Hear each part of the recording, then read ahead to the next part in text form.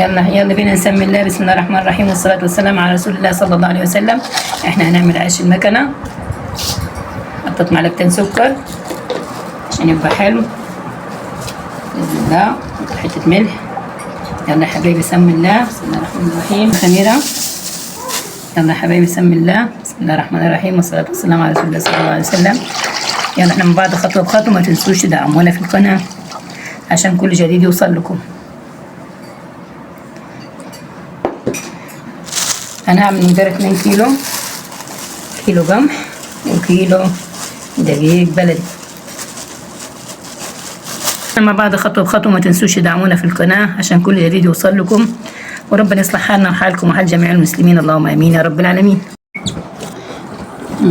يلا يا حبايبي سمي الله. بسم الله الرحمن الرحيم. شايف العجينة حلوة ازاي؟ اللهم صل على زي الملبن. شايفين ولا عرق ازاي؟ عشان يعني لو غلبتوا فيها مع لو ما كانش كده استنوا عليها دقايق كده وترجع تاني دقيقتين ولا حاجة، وترجع تاني تكملوها عجين تبقى لها عرق وزي الملبن كده فيكم ما شاء الله عليها. وصلوا على الحبيب قلبكم يطيب. العجينة أهم حاجة يكون مملك وليه عرق، وتاخدي منه عيش وتاخدي منه خبيز ونتيجته إن شاء الله ناجحة وزي الفل.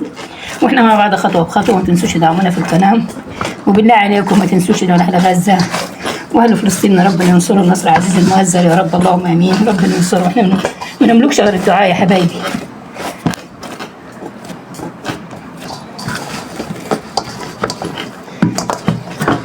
سيبها ان شاء الله باذن الله ما تخمر، وارجع لكم وانا بقطع. تختمر ان شاء الله ارجع لكم تاني وانا بقطع. واحنا مع بعض خطوه بخطوه. ما تنسوش تدعمونا في القناه باذن الله تعالى.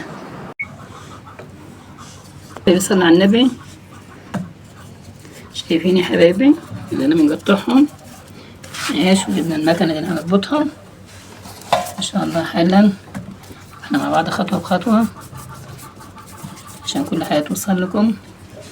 والله انا بحبكم في الله، يعني والله انا بحبكم في الله انت حبايبي.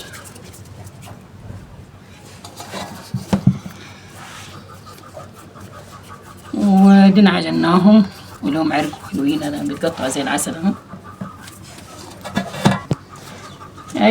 اي خبيز بيتخبز خميره بيره وميه ودقيق وحته ملح عشان العجين ده عايز سكر، انما العيش المصري البلدي بنحط له السكر، نحط له حته ملح بس.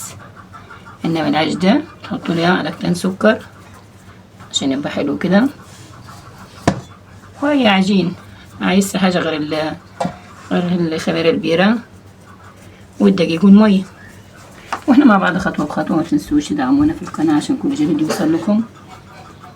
ما شاء الله عليها الخميره خمرانه حلوه زي الفل اهو.